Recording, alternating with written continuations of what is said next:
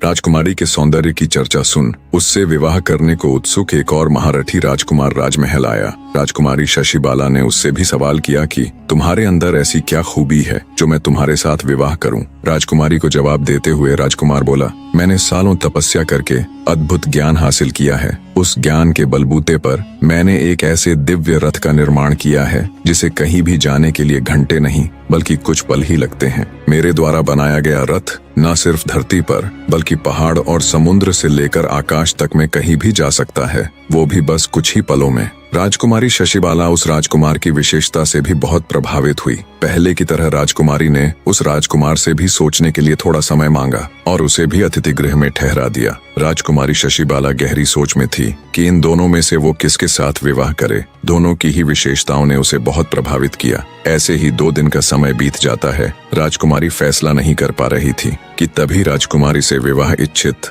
एक और महारथी राजकुमार राजमहल में पधारा।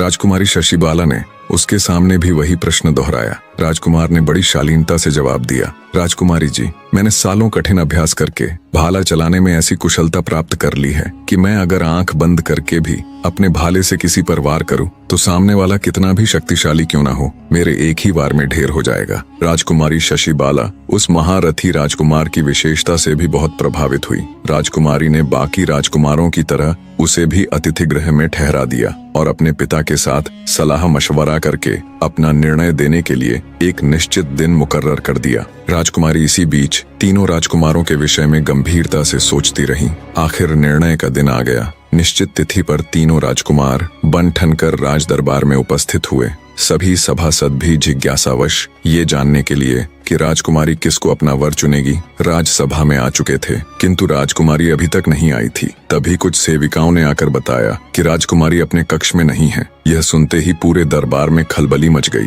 राजा के आदेश पर महल का चप्पा चप्पा छाना गया मगर राजकुमारी का कहीं पता न चला। जल्दी ही यह खबर पूरे राज्य में फैल गई। हर तरफ शोक के बादल छा गए। सबके मुख पर एक ही सवाल था कि राजकुमारी आखिर गई तो गई कहाँ। लोग राजकुमारी के इस प्रकार गायब होने को लेकर तरह तरह की अटकलें लगाने लगे। तभी कंचनपुर नरेश को उस राजकुमार का ध्यान आया जिसने अपने आप को त्रिकालदर्शी बताया था। राजा तुरंत उनके पास गया और बोला, राजकुमार, क्या तुम अपनी विद्या के द्वारा पता करके बता सकते हो कि राजकुमारी इस समय कहाँ है? राजकुमार बोला, अवश्य बता सकता हूँ महाराज। उसने तुरंत कुछ समय के लिए ध्यान किया और बोला, महाराज, एक राक्षस राजकुमारी की सुंदरता से अभिभूत होकर उसे उठा ले गया है। उसका महल पहाड़ियों के बीच बड़े ही दुर्गम स्थल में बना हुआ है। तभी रथी राजकुमार बोल पड़ा, चाहे कितना भी दुर्गम स्थल क्यों ना हो, मेरा रथ कहीं भी जा सकता है।